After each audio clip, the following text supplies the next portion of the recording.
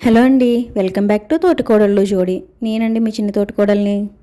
Evening టైంలో పిల్లలు snacks కావాలి అన్నప్పుడు మనం డైలీ ఏదో ఒకటి చేసి పెట్టలేం కదండి.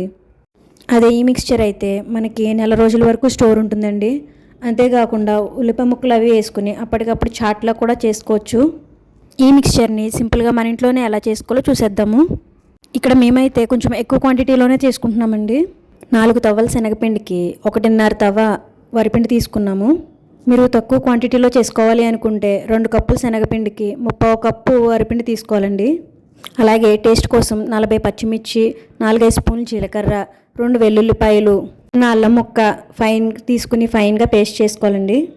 అంటే ఒక తవ్వ శనగపిండికి మన 10 పచ్చిమిర్చి వరకు పడుతున్నాయండి. ఈ శనగపిండిలోనే కొంచెం ఉప్పు, అలాగే 2 స్పూన్లు కారం వేసుకుని డ్రై ఇంగ్రీడియంట్స్ అన్నీ బాగా కలుపుకోవాలి.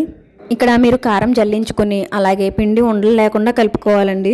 లేదంటే మనం ఆయిల్లో వేసుకున్నప్పుడు పేలే ఛాన్స్ ఉంటుందండి.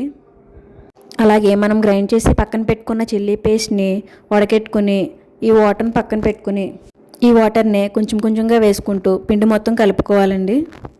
ఈ చిల్లీ వాటర్ సరిపోకపోతే నార్మల్ వాటర్ వేసుకుంటూ పిండిని ఉండలు లేకుండా బాగా కలుపుకోవాలి.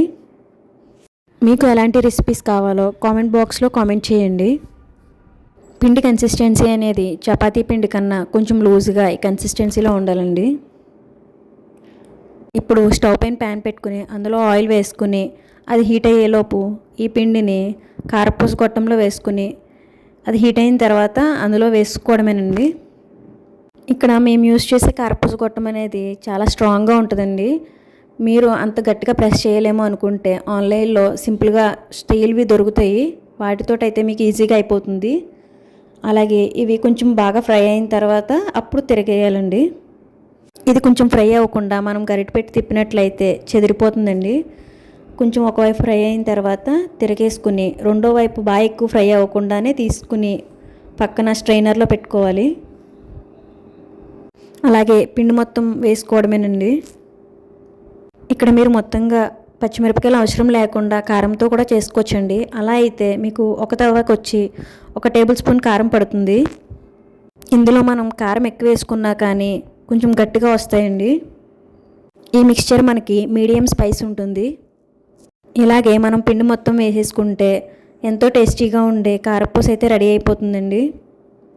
ఈ కారపూసని ఇలా ప్లెయిన్గా తినడానికైనా లేదంటే ఉల్లిపాయ ముక్కలు అవి వేసుకుని చాట్ కింద చేసుకున్న చాలా టేస్టీగా ఉంటుందండి.